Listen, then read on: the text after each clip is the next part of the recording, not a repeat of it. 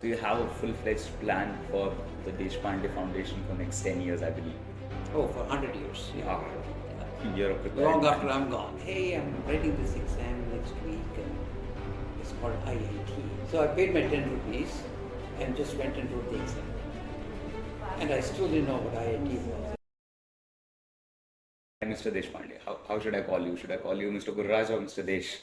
What do you Oh, you prefer? can just call me Desh. Okay, Desh. So how are you feeling today? Doing very well, Vivek. Doing very well, good. We'll do just a bit of session here. Like you introduce yourself as you're talking to a friend, not someone like you're not giving a speech or in a job interview. Something, what is Desh? So, just like a lot of your audience, I'm from Hubli. Uh, Even though I didn't grow up here, my father was a government servant. Okay. He was a labor commissioner.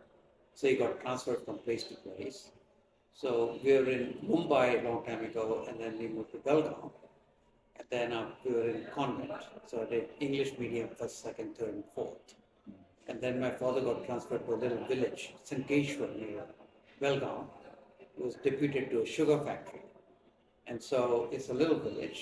So we switched over to Kannada medium. So, and then came to Belgaum for a year. I did my ninth standard. And then SSLC in Bangalore, all Kannada medium. And then I did PUC in Bangalore, but then I got admission to IIT Chennai. And then 73 is when I left India. And then I got master's, PhD, taught for a year. Then I got into industry and then fell in love with entrepreneurship. And that was my career for the next 20, 30 years. But for the last 20 years, I'm really focusing more on the social sector. Quite a roller coaster. Like you have seen everything, like literally everything. Well, I mean, I think I've been very fortunate. Doors have opened up for me, but I've had the good sense to grab the opportunity when it happened. Great. And I have seen you have a great sense of entry and exit in terms of business. But keeping that aside, first I would like to ask a question that why Deshpande Foundation and Deshpande Startups, Deshpande Skillings? Because many other entrepreneurs, many billionaires, they do philanthropy. What they do is they give out money to some NGO. They do this kind of stuff. So, what was your main intention behind Deshpande Startups, and how did you make it run so smoothly? Because there are many incubation hubs and accelerators. Even Infosys has one, but nothing goes as smooth as this. Results are not as good as this. So, what was the secret mantra behind making this a huge success? So the reason behind Deshpande startups is that we do work on skilling farmers and educating people and so on. All those interventions are targeted at the very bottom, and hopefully, with those interventions, they'll start making a little bit more money. When they start making a little bit more money, they become participants in the free market economy. So those people need products and services. And in that sector of the economy, there's not a lot of products and services that are appropriate for them at the right price point.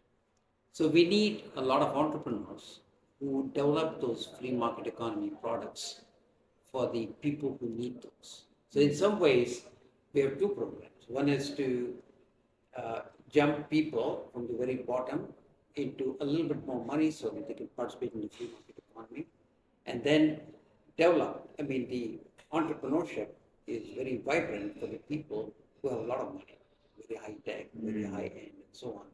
But the entrepreneurial energy does not exist for the lower end of the free market economy. Yeah. And typically, it all tends to be trickle down solutions. A cell phone comes into the high end, and after maybe 50, 60 years, it trickles down to the lower end. And that's been one of the most successful products. But most of the products, they don't even trickle down. And so there's an opportunity for millions of entrepreneurs to create products and services for billions of people. There are close to 5 billion people who belong to that sector of the economy, which is not very actively served. And our hope is that we'll jump people from the very bottom into the sector where they can become participants in the free market economy, and then these startups will start providing novel products and services for those people. So you have a full-fledged plan for the Deshpande Foundation for next 10 years, I believe. Oh, for 100 years, yeah. Ah, Yeah. you're a prepared Long after man. I'm gone. Okay. Yeah, And because it's a big job, and it's not going to get done in a year, 1 year, 10 years. I have consumed a lot of content about you and I have studied you personally. So I came to notice that you are a really good person when it comes to entry and exit in any business. You have sold two companies, I believe, and both for massive profits. And 70% of the world's internet was controlled by you basically. So you are that underdog जो किसी को जानता नहीं था, मतलब लोग इसको जानते नहीं थे, but you made billions out of it. So, what is your strategy when you're getting into something? And you're also a venture capitalist. You invest in companies. So, what is your, there is a main metric which everyone uses. Matlab, there might be thousands of metrics, but there is one metric. If it is fulfilled, you will invest in the company and make an exit at this time. So, what is it like? So, I think as a startup, you always have to go after a market that's going to happen. You cannot create a market. You're too small to actually have a missionary goal to create a brand new market because you just don't have the resources. So the success of a startup depends a lot on the ability of the entrepreneur to see an emerging market. If it's already a market that exists, it's very hard to enter.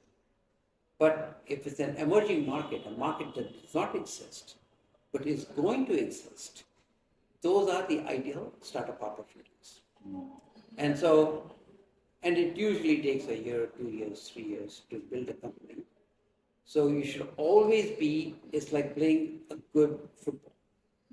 If you're a good football player, you don't run to where the ball is, but you run to where the ball is going to be, right? So your ability to read that right, the market, in terms of where will the market be when I'm ready for the market, is a very important part. So that's the entering into a business.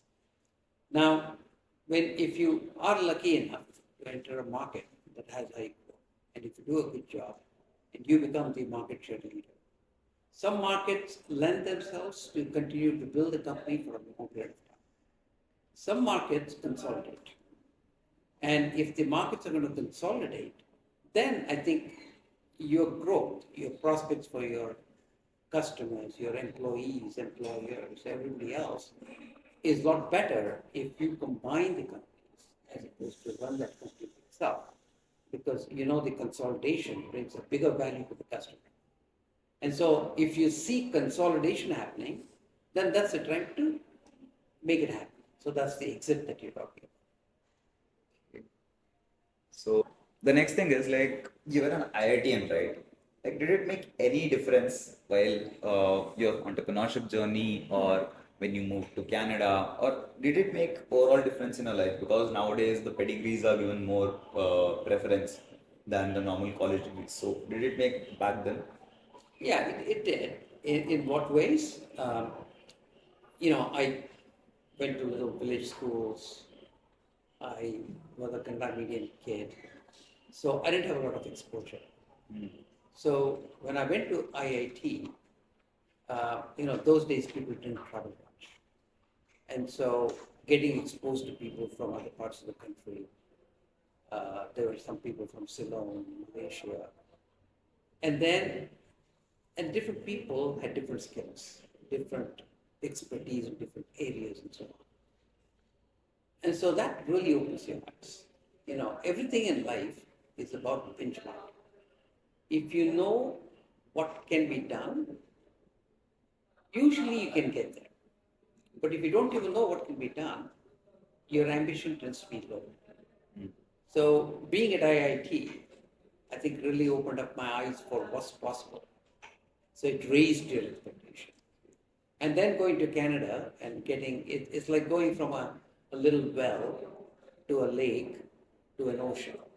So every time you go from one place to another place to another place, it's a very uncomfortable feeling because now suddenly you're getting into bigger and bigger things. But at the same time, it opens your eyes to how big the world is, how big the universe is, how big the possibilities are. And so that raises your ambitions. So I think IIT was very useful in terms of raising my expectation of what I possibly could do myself. So how did it happen? Like, uh, Mr. Desh from the Kannada medium school, college, also went to English mediums, ended up in IIT. How did it happen? Like, I can't Well, connect the those dots. days, I went to IIT in 1968, long time ago. So IITs were not very popular. And it's not like you went to coaching classes and you studied for IITs and all that kind of stuff. So when I was doing my PUC, a friend of mine said, "Hey, I'm writing this exam next week and it's called IIT." I said, "Oh, really?" And then he said, "Yeah." And then I said, "How much does it cost?" He said, 10 rupees. So I came home, told my parents, and they said, "Oh, okay. If you really want to do it, it's okay. You can do it. 10 rupees." So I paid my 10 rupees and just went and wrote the exam. And I still didn't know what IIT was. And my parents didn't know what IIT was. But I did get even though I was a Kannada medium guy, I had a pretty high rank in SSLC. And so the top 250 students got a national merit scholarship, which was 100 rupees a month, which was a lot of money. But the year that I got the scholarship, they decided that it would go only to the people who pursued pure science, not engineering. So after the PUC, I decided that I was going to do BSc in Bangalore because of the scholarship and went away for some vacation to my uncle's place. And then my dad, he was the only one at home because all of us were away on vacation. He would take the mail every day to the office and open it. One day, when he took the mail on the table, his colleague came and his colleague saw this envelope which said Indian Institute of Technology. And he said, "Hey, IIT, what was that?" And my dad didn't know what it was, so he just opened up. And it said that I was seventh rank in all of South India, or whatever, come for the interview, all this stuff.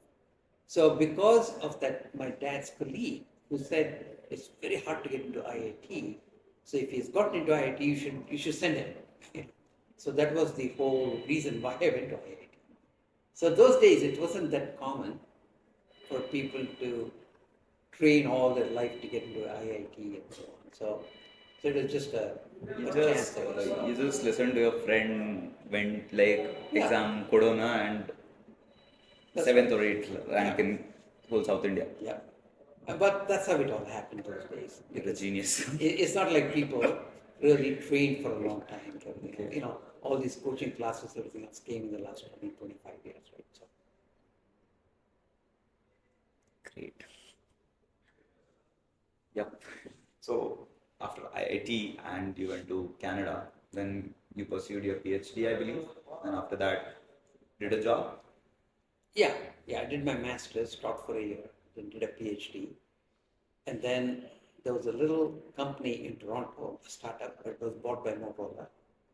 So I joined them, and then even though it was part of Motorola, it was still a little startup. And so we went from 20 people to 400 people, $100 million business. So in 1984, when I look back, it was quite an experience because it was like high growth and everything else. So in 84, I and my wife decided that if we can do it for Motorola, I can do it on my own. That was the beginning of our entrepreneurial journey. But there was no venture capital in Toronto. The only venture capital was in Boston and Silicon Valley. So we moved to Boston. And then it took about 3 years to get a green card, immigration, all that stuff. So after I got that in 87, I left to start my first company. So, I believe being in a fast-paced environment helps you a lot. Like, certainly, if I look back 50 years to Manhattan and now, nothing has changed a lot. But if I look at Dubai, the markets have grown, the city has changed. We can see even in the images, all right. So, yeah, I believe that is one of the factors. Like, being in a fast-paced environment, it does help you out. Yeah, I mean, I think that's the idea behind this building here. If you have a lot of entrepreneurs, there's a lot of conversation about entrepreneurship and so on. So it rubs off each other and Yeah. it becomes a part of the culture. Yeah. So, Mr. Deshpande went from a small town Hubli to IIT, then Canada, Boston, and you've experienced everything. You've been I would say, from a middle class guy to a billionaire. So, how are the conversations with the high net worth individuals and on the high table? I would like to say. So, I'm not what is the sure. thought process? I just want to understand. Well, I mean, I think you're trying to do something bigger, right? And so, uh, fortunately, I mean, once you're a little successful, you get to meet a lot of people. Uh, and everybody has a life story. Everybody's interesting. It's not like somebody who's made $100 billion is more interesting than somebody who's unemployed. Everybody has a life story, and and having that, trying to understand that person a little bit more in terms of what drives them, what keeps them going, what are their aspirations.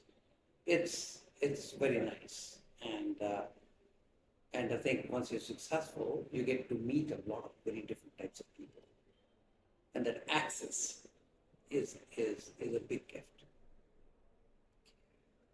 And you were also an advisor to Obama, I believe. And there's an education program in the USA regards to entrepreneurship, which was designed by you. How did it happen and how was the experience overall? Well, I became an entrepreneur and then I practiced it for quite a few years. But then I joined the board of MIT about 22 years ago. And because I had a successful entrepreneurship career in high tech, I wanted to see how we could create more opportunities for high tech entrepreneurs in the US. And so we set up a center in MIT, which is called the Deshpande Center. And that became very successful. And then so we rolled out a version of it for nationwide. So now it runs all across US. And last year alone, about 2,500 companies came out of that. And because it's been so successful, and India is now spending a lot of money on it, we're duplicating that particular program in India. It's based out of IIT Madras, but it's a nationwide program. Have you read any books? Like, which one is your favorite? Well, I read a lot of books, but recently I'm more into podcasts. Podcasts. So Whom do you listen? a lot of people. Like every time I get something interesting, I just put it in a folder, Uh-huh. and every day when I go for a walk, I listen to a different podcast. So last one I heard was Sam Altman. He's a guy who worked on AI and ML and so on.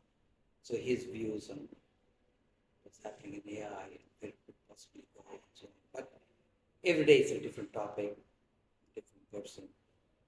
So it's interesting because now you can hear the whole book in about 3 to 4 hours. 45 minutes, and you get the gist of it, and that's all I need. So back then in the 1900s, how internet was a thing which made many people a billionaire. So nowadays AI has come out. So do you believe like many AI billionaires will come out of this? Yeah, I mean, this innovation is so rampant that there'll be lots of opportunities for entrepreneurs to make a big difference in the world and create wealth. Where exactly you create and which particular area, there's opportunities everywhere. And usually what happens is whenever one particular area gets hyped, there's a lot of people who jump in, there's a lot of investment that comes in. But then there's also an over investing, and a lot of companies go bankrupt. Uh, but generally, when something is as powerful as AI, it'll last for, there'll be a lot of companies getting started, a lot of companies go bankrupt, but a few also. Because if you knew, everybody would be investing in that particular company. So, So as you were into the software part and you're pretty much technical guy, you also had a very I'll say very much experience like बहुत ज़्यादा about sales because at the end of the day you need to sell. Right? So past 43 years of experience of entrepreneurship and including the job at Motorola, what did you learn about sales? Well, for any entrepreneur, sales is the most important thing. A lot of times entrepreneurs shy away from things. They'll come up with a product or service and then they say, well, it's not selling because I'm not a good salesman. I think if the original entrepreneur cannot even get one customer, then you don't have a product that makes any sense. Because that entrepreneur is the most insightful person to sell the product. But if he does manage to sell 1, 2, 5, 10, and then to duplicate that sales process, it helps to bring in people who have sales experience. But the founder always have to be the best salesman. I mean, it's like running a sales organization is like running a factory. But selling is a little bit more like coming up with that first product, right? It's a little bit more convincing people and everything else. But if an entrepreneur shies away from selling and he delegates the responsibility to somebody else, usually those companies don't work. So entrepreneurs have to be good salespeople. And where they have a hard time is when you go to sell and make cold calls. A lot of times people turn you down. I've experienced They don't that. want to talk to you. There's a rejection. And then it's a question of how long does it take for you to recover from the rejection? And a lot of the very thoughtful people, a lot of the people are very highly educated. They have a very hard time because they think that they should be valued. You're saying something so valuable, how can people just throw you out, right? And so people have to get used to that cold calling and dealing with the rejection and so on. And those are all very important lessons if you want to build a business. In fact, whole life is selling. If it's not selling a product, it's selling an idea. It's selling an opportunity. It's convincing people. But that's all sales. I did experience that like on my first sales calls of the marketing thing. Um, I did talk to this guy and I quoted him somewhere around $200 and the service was really good. Like I offered him a bold offer that if we fuck up, we are not going to take any money. It's upon you and you'll get a free overview of the service too. And marketing bhi ho jayega aapka. But he listened my whole pitch, everything went well. And at the end of the time, he was like, okay, but I don't have any money. Like I don't even have $10 for that. I just wanted to come on the call. I was so much pissed at it. I took 2 days to recover. Then I went into a marketing agency where I used to make cold calls to sell a software. It is a WhatsApp automation. So I used to make around 100 calls a day. And in 100 calls, some days were like I'm not even booking one appointment. Yeah. And some days I'm booking 3 to 4. So I'd say around 2000 calls later, I booked 7 appointments. So I do understand the cold calling procedure is very tough. Yeah. Yeah. Yeah. Now you got an early start, so I want to wish you all the best. Thank you. So keep up the good work. Yeah, it was really good having you on my podcast. And Okay, just Vivek. want to report